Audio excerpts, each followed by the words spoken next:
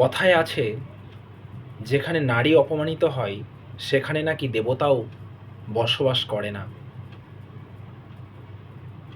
প্রতিদিন কোনো না কোনো মহিলার ইজ্জত লুণ্ঠিত হচ্ছে, ৮ থেকে ৮০ রক্তাক্ত হচ্ছে।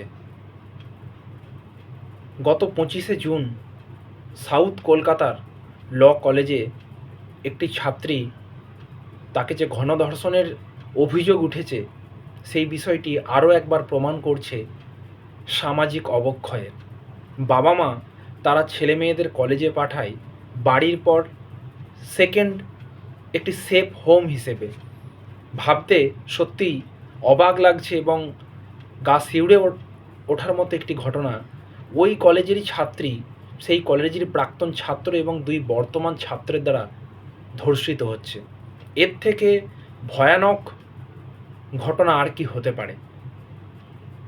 একদিকে সাম্প্রতিক সময়ে ৯ বা ১১ বছরের যে ছোট্ট শিশুটি তামান্না খাতুন, তার যে নৃশংস হত্যা, এবং সাম্প্রতিক সময়ে এই যে সাউথ কলকাতা যে ল কলেজ রয়েছে সেখানকার যে ছাত্রী গণধর্ষণের কাণ্ড, এবং অন্যদিকে অভয়ার যে গণধর্ষণ এবং হত্যা, তার এখনও সঠিক বিচার পায়নি বলে তার বাবা মা দাবি করছেন।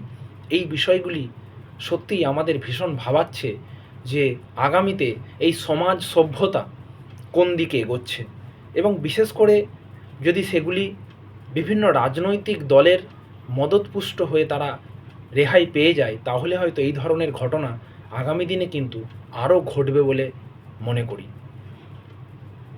যে বা যারা এই ঘটনার সঙ্গে যুক্ত, তাদের চরম থেকে চরমতম শাস্তি হওয়া উচিত।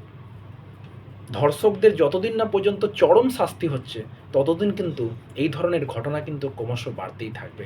তাই প্রশাসনের কাছে অবশ্যই অনুরোধ থাকবে, যাতে করে যারা ধর্ষক ধরা পড়েছে বা যারা দোষী প্রমাণিত হবে, তাদের বিরুদ্ধে যেন চরম থেকে চরমতম ব্যবস্থা গ্রহণ করা হয়।